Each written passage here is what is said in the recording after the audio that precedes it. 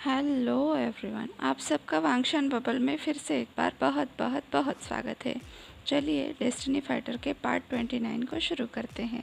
अब तक हमने देखा था किसी चेन वांगई को किताबें देने के बहाने उससे मिलने आता है, जहाँ पर मिंग मिंग और सिचेन एक दूसरे को पहली नज़र देखकर ही पसंद करने लगते हैं। अब देखते हैं आगे।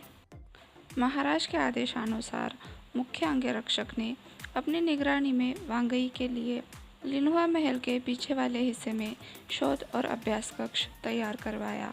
ये कक्ष बहुत ही मजबूत और गुप्त तरीके से तैयार करवाया था। इसमें काफ़ी सारे ताले लगे थे। महाराज कॉन्क्यूबाइन सिंह को लेकर हमेशा ही पॉजिटिव थे और इस बार वांगई उनका इलाज कर रही थी। वो नहीं चाहते थे कोई उनके बहू के कार्य में खलल डाले। साथ ही कॉन्क्यूबाइन सिंह के स्वास्थ्य के साथ फिर से छेड़खानी हो। ये पूरा हफ्ता वांगई काफ़ी व्यस्त रहा। वो दिन रात मेहनत कर रहा था। वो चिंगार के महल में जाता, उसने बनाई हुई औषधि चिंगार को खिलाता, उसका चिंगार पर क्या असर हो रहा है इस बात का ध्यान रखता। ऐसा उसने करीब करीब 10 बार किया था। उसने अपनी पूरी विद्या को याद करके अलग अलग तरह के मिश्रण काढ़े बनाए थे। जिंगी भी बिना थके पूरी तरह से उसका साथ दे रहा था। एक हफ्ता होने को आया था। वांगई ना तो आराम करने का नाम ले रहा था, ना ही उसे कोई थकावट महसूस हो रही थी। आखिरकार जिंगी ने घुटने टेक दिए। उसने वांगई को सख्ती से समझाते हुए कहा कि आज मैं तुम्हें औषधि कक्ष में कदम भी नहीं रखने दूंगा। माना कि मैं तुम्हारा नौकर हूँ, लेकिन उससे भी पहले मैं तुम्हारा दोस्त हूँ। नौकर के नाते ना सही, कम से कम दोस्त के नाते तो मेरी बात सुन लो। आज के दिन तो तुम्हें पूरी तरह से आराम करना पड़ेगा। अगर ऐसे ही काम करते रहे तो तुम बीमार पड़ जाओगे।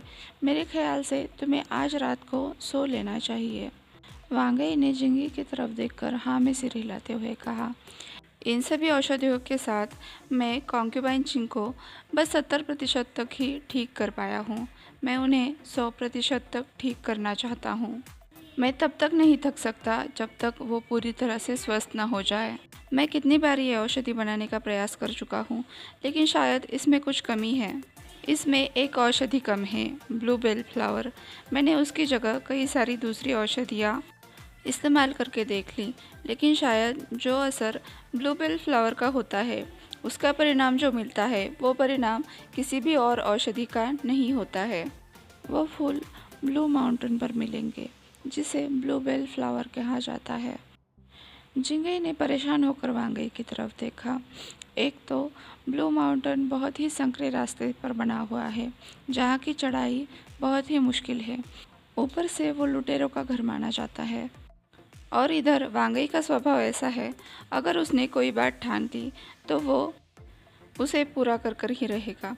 जिंगी ने वांगी को याद दिलाते हुए कहा, एक तो तुम राजमहल बिल्कुल भी नहीं छोड़ सकते और किसी को बिना बताए जाने के बारे में सोचना भी मत। हे, मैं यहाँ से भागने की हे, लेकिन तुम्हारी बात में दम तो है, वांगई हंसते हुए बोला, जिससे जिंगी के रोम रोम में परेशानी का भूचाल उठने लगा। तुम्हारी हिम्मत? हिम्मत? क्या मतलब? वांगई ने कहा। कोई नहीं, कोई ज़रूरत नहीं है अपनी हिम्मत और ताकत ज़ाया करने की और राजमहल छोड़ने की भी, जिंगी ने कहा। वांगई ने हंसते हुए कहा, वैसे तो मेरे दिल में ये ख्याल नहीं था, लेकिन अब जबकि तुम कह रहे हो तो इस बारे में सोचा जा सकता है। तुम्हारा सुझाव इतना भी बुरा नहीं है। कैसा सुझाव? मैंने कोई सुझाव उझाव नहीं दिया, जिंगी ने परेशान होते हुए कहा। वांगई के छुपकर निकलने के ख्याल से ही जिंगई के पसीने छूटने लगे थे। वो तो ये सोच सोच कर मरा जा रहा था कि क्या होगा अगर वांगई सच में महल से बाहर गया तो। वांगई चुप हो गया। जिंगी को पता था कि वो किसी गहरी सोच में डूबा हुआ है। उसकी चुप्पी जिंगी से बर्दाश्त नहीं हो रही थी। वो परेशान होता हुआ बोला, तुम्हें पता है ना, मेरा मुंह फिसल जाता है। हड़बड़ाहट में मैं कुछ भी बक देता हूँ। मेरी बातों को ज़्यादा दिल पर लेने की ज़रूरत नहीं है। अगर तुम्हें सच में ब्लूबेल फ्लावर चाहिए तो अपने भाई से कहो या फिर किसी और से कहो, लेकिन कृपया करके महल के अंदर ही रहो। खुद बाहर जाने की कोई ज़रूरत नहीं है। हे, चुप मत रहो, बोलो जो कुछ भी तुम्हारे दिमाग में है, जिंगी परेशान होकर बोल रहा था। जब वांगई को ये समझ आया कि जिंगई बहुत ही ज़्यादा परेशान हो चुका है, तो उसने जिंगई को थपथपाते हुए कहा, ज़्यादा परेशान मत हो, मैंने इस बारे में अभी तक कुछ भी नहीं सोचा है। वांगई की बातें सुनकर जिंगई ने राहत की सांस ली। वांगई ने उससे कहा, रात बहुत सुहानी और शांत लग रही है, मैं ज़रा घूम कर आता हूँ। जिंगी ने खुश होते हुए कहा, हाँ हाँ, जाओ जाओ, चलने के लिए जाओ और अपने दिमाग को भी शांत कर लेना और ठीक से सोचना कि तुम औषधि में और क्या क्या बढ़िया चीज़ें सोच सकते हो, क्या क्या बना सकते हो, ना कि ऊटपटांग हरकतें, महल से बाहर कैसे जाना है। जिंगई की चिंता थोड़ी तो कम हो गई। वांगई ने कहा, मुझे पहले नहाना है, मुझे लगता है मेरे शरीर से भी सारी औषधि की ही गंध आ रही है। जिंगई खुशी से वांगई के नहाने का इंतज़ाम करने के लिए चला गया। नहाते वक्त वांगई को काफ़ी बेहतर महसूस होने लगा और जिंगी ने उसके बाल भी धोए। उसके शैम्पू से लेकर उपटन तक हर किसी में चंदन की महक थी, जो वांगई को बहुत ही पसंद थी। थोड़ी देर बाद वांगई नहाकर बाहर आया। जिंगी ने उसके बाल सुखाए, उसे सफ़ेद रोब्स पहना दिए। गीले बालों को ऐसे ही खुला छोड़ते हुए वांगई ने कहा, जिंगई, मैं थोड़ा सा घूम कर आता हूँ।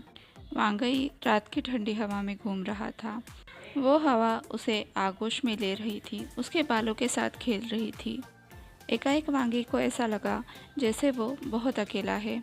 पिछले काफ़ी दिनों से वो अपने काम में व्यस्त था। इस बीच उसकी झांशियान से एक भी बार मुलाकात नहीं हुई थी।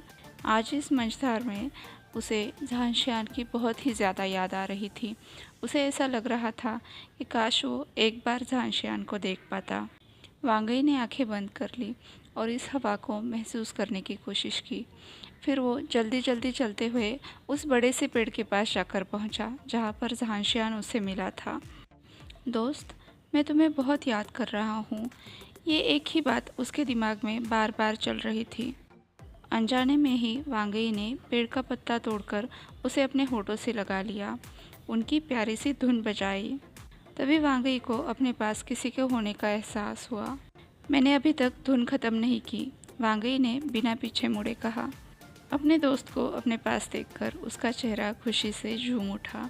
झांशियान की आंखें लाल थीं, उनमें एक गहराई छुपी थी। उसने धीमी आवाज़ में कहा, मैं पिछले कुछ दिनों से तुम्हारा इंतज़ार कर रहा था।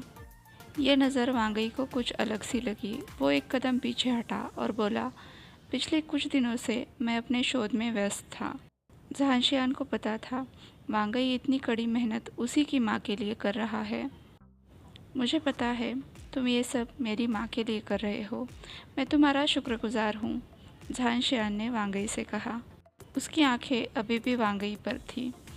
ऐसा लग रहा था वो वांगई को अपनी आंखों से दिल में भर लेना चाहता हो।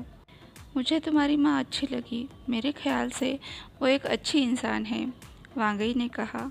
झांशियान ने कहा, मेरे ख्याल से उसे भी तुम बहुत पसंद हो।